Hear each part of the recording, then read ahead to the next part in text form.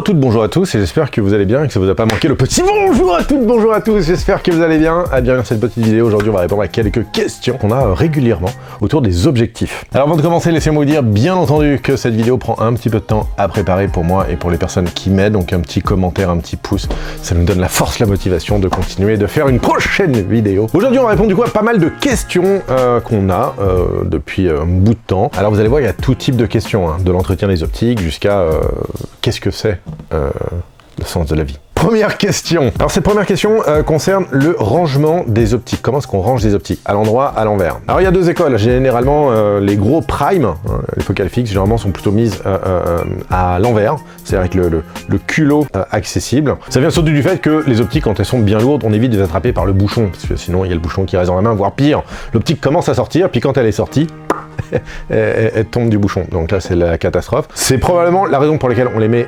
généralement, ces optiques-là, à l'envers. Sur les autres objectifs légers, c'est plus simple d'avoir l'optique qui est tournée vers le haut, simplement parce que c'est sur le capuchon qui a marqué la focale de l'objectif. Alors, autre astuce qui se fait quand on range des objectifs, c'est de les ranger avec la mise au point qui est à l'infini. Simplement parce que pendant le transport, il peut y avoir des vibrations. Si vous abîmez le début de votre wrench, qui est généralement quelque chose que vous allez utiliser beaucoup et de manière assez smooth, s'il y a des à-coups, des accros, ça va beaucoup plus se sentir dans vos close focus que vers l'infini. Et si votre objectif se retrouve bloqué, genre une chute violente, il vaut mieux avoir un objectif qui fait le point à l'infini plutôt qu'un objectif qui fait le point plutôt que vers le close focus. Donc généralement on se met plutôt à l'infini en rangeant les objectifs. Mais ça, c'est des règles qu'on applique plus vraiment, on l'appliquait il y a encore 20 ans. Là, maintenant, on range l'objectif tel que la mousse nous autorise à le ranger, à l'endroit ou à l'envers, ou sur le côté. Vous tracassez pas si vous la rangez pas correctement en suivant les règles votre optique. Comment changer d'optique sur une configuration cinéma? Alors ça, c'est relativement simple avec des objectifs cinéma, beaucoup plus compliqué avec des objectifs photo. Mais quand vous avez une configuration ciné, on parle là de matbox, de support d'objectif, de follow focus. C'est très simple si vous utilisez des optiques d'une même série cinéma. Très souvent, même tout le temps, le point et le diaph, ces bagues-là, ont le même diamètre et sont à la même position. Pour le zoom, très souvent, également, au sein des séries de zoom, on a le zoom au même endroit. Ce qui fait qu'au moment où vous retirez votre objectif, vous n'avez pas besoin de bouger vos moteurs. Il y a trop de personnes qui écartent les moteurs, changent l'objet et remettent les moteurs. Ça, vous n'avez pas besoin de le faire si vous avez des optiques ciné. Alors pas ciné-modées, des optiques photo, machin, mais des optiques carrossées cinéma. Et ça va vous faire gagner énormément de temps dès que vous l'avez réalisé. Mon optique a des poussières à l'intérieur, est-ce que c'est grave? Alors non, ce n'est pas grave. Alors c'est pas grave du tout en fait. Des poussières à l'intérieur, ça dépend de la taille des poussières. Sûr que si vous avez un confetti, oui c'est grave, c'est chiant. Maintenant si vous avez des micro-poussières, non. Par contre si vous avez une constellation de poussières, genre un truc un peu tout blanc comme si vous veniez de faire, je sais pas, la color run, oui c'est grave, ça va vraiment abîmer votre image, ça va la diffuser, la rendre très douce. Maintenant si c'est quelques poussières, mais alors il n'y a aucun moyen de pouvoir le voir sur votre capteur. C'est la même chose pour les griffures. Alors les griffures, si vraiment elle est très profonde, je parle pas des griffures sur les traitements, c'est les micro-griffures liées au nettoyage. Là, il y a peu de chances que ça se voit encore, même ça se verra jamais. Si les griffures sont très profondes et assez grandes, genre 2-3 mm de long, il est possible que sous certaines inclinaisons de lumière forte, il y ait un flair qui apparaît, un flair fixe, que beaucoup de personnes prendront pour un flair, mais que l'œil initié verra que c'est un flair lié à une griffure ou un défaut de l'optique. Mais il faut vraiment que ce soit profond, hein. La plupart des griffures, la plupart des poussières, vous ne les voyez pas sur votre image. Et alors si vous voyez des points noirs sur votre image, spécialement quand vous fermez le diaph, c'est pas la poussière qui est sur votre objectif, mais c'est la poussière qui est sur votre capteur. Ça pardonne pas. Dès que vous fermez le diaph, la moindre petite poussière sur le capteur, vous allez la voir direct. Comment nettoyer une optique? Alors c'est Hugues de Paris Optical Center. D'ailleurs si vous cherchez un réparateur d'objectifs vintage, voilà, allez voir POC, P-O-C ou Paris Optical Center. Donc Hugues était venu ici à Puzzle et nous a fait une petite démonstration. Vous prenez une petite lingette, vous y mettez un petit peu d'alcool iso, propylène, donc c'est de l'alcool à 99,9% pur alcool. Si vous prenez de la qualité inférieure avec un petit peu d'eau, vous risquez de vous retrouver avec des traces après le nettoyage. Vous commencez à faire un cercle en partant du centre et en allant vers l'extérieur. Voilà, ça permet en fait de chasser tout ce qui peut être un petit peu gras ou quoi vers l'extérieur des lentilles, au lieu de ramener tout ce qui est à l'extérieur jusqu'à l'intérieur et là de nettoyer pendant des plombs. Avec un petit peu d'alcool, ça marche très très bien. Dans certains cas, de l'acétone aussi. Faites attention par contre à ne pas mettre de l'acétone sur le fût de votre objectif, puisque l'acétone va attaquer votre peinture et risque de la faire cloquer. Il y a un truc, merci Hugues de nous avoir donné l'astuce, si vous avez par exemple des petites gouttes d'eau, par moment des gouttes d'eau séchées, laisse une trace et qui ne part pas avec de l'alcool. Ben, ça part avec de la salive. Donc vous pouvez mouiller votre doigt sur votre langue et effacer bêtement la goutte d'eau séchée avec ça. Alors sur un objectif cinémodé, vaut-il mieux utiliser une matbox ou un clip-on? Vite fait, on revoit les notions. La matbox, c'est un porte-filtre qu'on met sur tige de 15 ou tige de 19, qui est supporté du coup par une armature. La clip-on s'accroche directement sur la frontale de votre objectif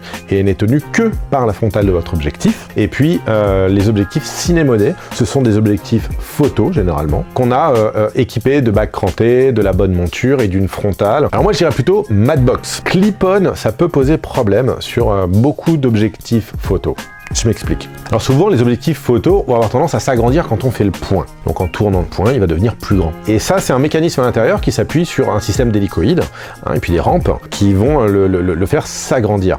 Il faut s'imaginer que cette hélicoïde, elle n'est pas faite pour porter beaucoup de poids. Or, quand vous allez faire le point, vous allez créer une résistance, une pression, une contrainte à l'intérieur de cette hélicoïde, et le point peut devenir très dur à faire. Alors si vous le faites à la main, au pire il va être dur et peu fluide. Si vous le faites avec un moteur de point, le moteur risque de ne pas réussir à tourner l'hélicoïde parce qu'il y aura beaucoup trop de contraintes liées au poids de la matbox et des filtres au bout de l'objectif. Donc c'est-à-dire que par moment, si votre moteur de point n'est pas assez puissant, en fait, il va comprendre la dureté de votre objectif comme quoi il est arrivé en butée carrément de l'objet, alors qu'il y a encore de la marge. Donc privilégiez plutôt la matbox qui est portée sur des tiges et du coup élimine ce problème-là. Par contre, sur des objectifs cinéma, moi j'aime bien quand même la clip-on. Et en termes de clip-on, si je peux vous conseiller les clip-on Abracam, elles sont françaises, tellement légères, tellement bien conçues. On va vous mettre un lien dans la description si ça vous intéresse. Ils sont vraiment top. Comment savoir si une optique vintage couvre le full frame? Alors c'est très simple, si c'est une optique vintage, elle couvre le full frame. Voilà. Tout simplement parce que les optiques argentiques étaient faites pour couvrir la pellicule, le 24-36, qui est le full frame. Le recarrossage versus cinémodage. Alors je vous explique rapidement ce que c'était le cinémodage. On prend une optique, et on la cinémode en rajoutant bac cranté, que ce soit sur le point, l'iris, voire des fois le zoom. On change la monture, parce que généralement c'est des optiques ancienne avec des montures qui n'existent plus trop, et puis on met une frontale uniformisée sur l'ensemble de la série. Le recarrossage, c'est quelque chose de beaucoup plus complexe. Déjà, ça nécessite de l'envoyer en atelier. Alors, il y a des délais d'attente, mais incroyables. Entre 1 an et demi, 2 ans d'attente avant de pouvoir envoyer ces objectifs.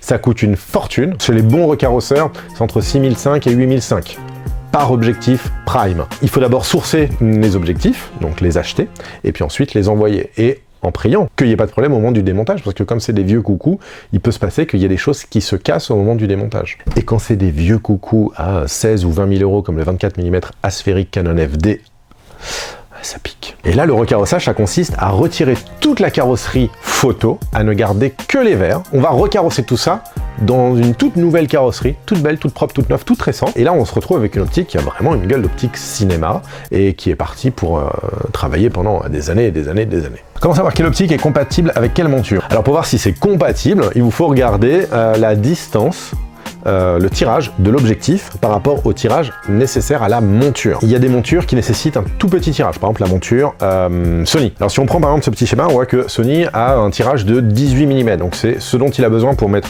ses optiques Sony avec son capteur Sony. Maintenant, Canon, eux, pour la monture EF, a 44 mm. Donc 26 mm de plus. Dans ces 26 mm de différence, on va pouvoir mettre un adaptateur mécanique, purement mécanique. Pas de redressage optique. Et donc les Canon seront compatibles avec les Sony. Je vous mets un petit tableau avec les flange distance les plus populaires.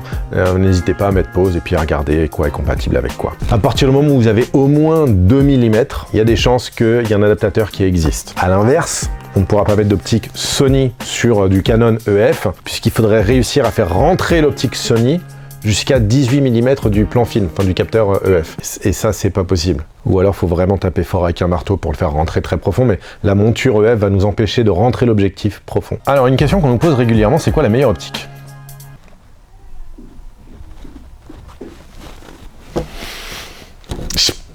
Pas de réponse à ça. Je pense pas qu'il y ait de bonnes ou de mauvaises optiques.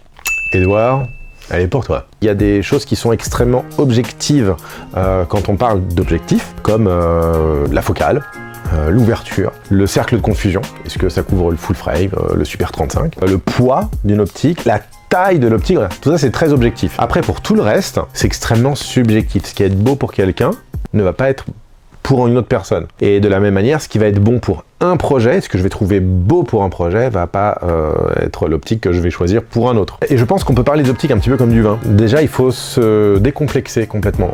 Déjà, quand on entend parler, les œnologues, c'est un vin un peu terrien, terreux, tu sens un petit peu ce petit goût là de souris, de bois fumé. Tu sais, on a l'impression que genre, faut être esthète, connaisseur de ouf. En fait, pas du tout. Les mecs expriment des choses et quelqu'un d'autre est libre de les voir ou de pas les voir, en fait. Et c'est un peu pareil pour des objectifs. On peut très bien dire c'est une optique qui est, tu vois, un peu douce, un peu nature, tu vois, presque bio. Je sais pas ce que ça veut dire bio pour cette personne, tu vois. Pour moi, je vais peut-être trouver que l'optique, juste, elle est molle du cul. Donc, il n'y a pas, pour moi, de meilleur objectif. Pendant longtemps, jusque dans les années, début des années 2000, les grands fabricants pensaient qu'il fallait que la meilleure optique, c'était celle qui était la plus contrastée, la plus définie. C'était la meilleure, quoi. Et donc, ils travaillaient tous ensemble pour aller dans cette direction-là. Est-ce qu'ils y arrivent plus ou moins tous?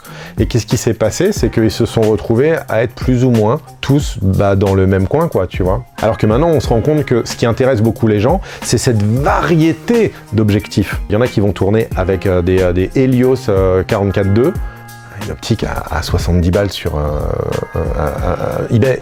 Et elle est très belle, mais c'est pas du tout le genre d'objectif, par exemple, qu'ils vont prendre s'ils doivent tourner un spot pour Apple. Donc il n'y a pas de bonne optique, il y a un projet et des optiques qui vont correspondre au projet après avoir passé la membrane du chef-op et du réal. Quelles sont les grandes tendances en termes d'optique? Alors on va essayer d'être très concis, on va faire une brève histoire. Il y a extrêmement longtemps, un siècle et demi, on se souciait pas trop. En vrai, du moment qu'on avait 2 verres qui focalisaient la lumière, voire un, c'était très bien, quoi. Puis petit à petit, les années avançant, on a commencé à faire des optiques de plus en plus compliquées, de plus en plus lumineuses, avec de plus en plus de verres, et on arrivait dans les années 50-60 avec certains fabricants d'optiques, généralement qui venaient pour la plupart ou bien de l'astronomie ou bien des microscopes, voire des deux, qui ont commencé à développer des optiques complexes, mais ils cherchaient un look le plus propre possible ou le plus lumineux possible pour des questions de sensibilité de pellicule. Donc on a vu apparaître les Zeiss Geo, et à cette époque-là, il n'y avait pas un choix immense, et les optiques étaient beaucoup faites à la main, donc on essayait de sélectionner les meilleures optiques. Par exemple, Kubrick, lui, recevait genre 10 ingénieux 25-250, et puis il les testait tous, et il en rendait 9, il gardait le meilleur. Maintenant on est dans un autre délire où toutes les optiques ont le même look, au sein d'une série. Tu peux intervertir les optiques que tu as achetées il y a un an ou dans un autre continent, et puis ça va marcher, il n'y a pas de problème. Et puis dans les années 80, 90, c'est à peu près pareil, mais on commence à se dire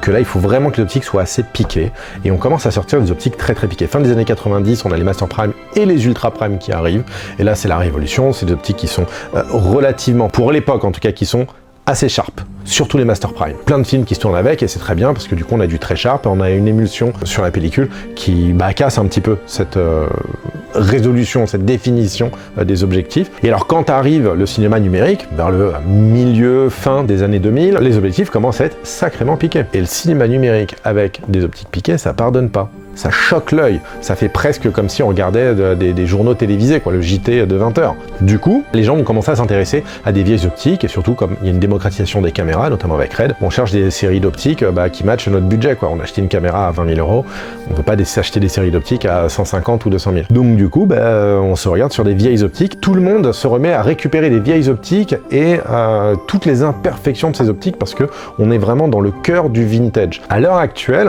moi de ce que je peux voir, c'est que on a toujours ce marché du vintage, et parallèlement, les constructeurs les plus en vue, notamment Zeiss, mais aussi Arri, et en fait, ils arrivent avec une charte bien précise de ce qu'ils veulent dans leurs objets. Et dans la charte, il y a des imperfections. Dans ce qu'ils veulent, il y a des imperfections. Chez Zeiss, après avoir sorti les Suprêmes Prime, ils ont sorti les Radiance, basés sur les Suprêmes, avec des traitements différents. Les Suprêmes étaient relativement sharp, alors que les Radiance, eux, ont des traitements un petit peu différents, qui donnent un petit peu plus de douceur à l'image, et qui donnent une plus grande place au flair. Et donc en fait, ce qu'ils essayaient de casser avant, là maintenant ils essaient de l'inclure, mais de manière très maîtrisée. Des marques comme Sigma ou DZO ont sorti une déclinaison de leurs produits phares, donc Sigma, les Sigma Cineprime et DZO, les DZO Vespid.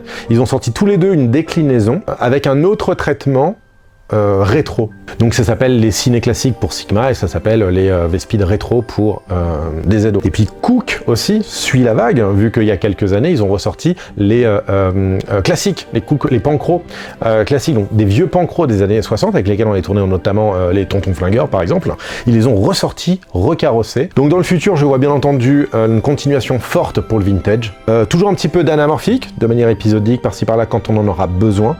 Et puis je vois bien entendu ces nouvelles optiques à qui on va donner un petit peu de défauts, d'imperfections pour correspondre à une charte définie mais en amont. C'est-à-dire ce ne sera pas des accidents, ce sera des choix du fabricant.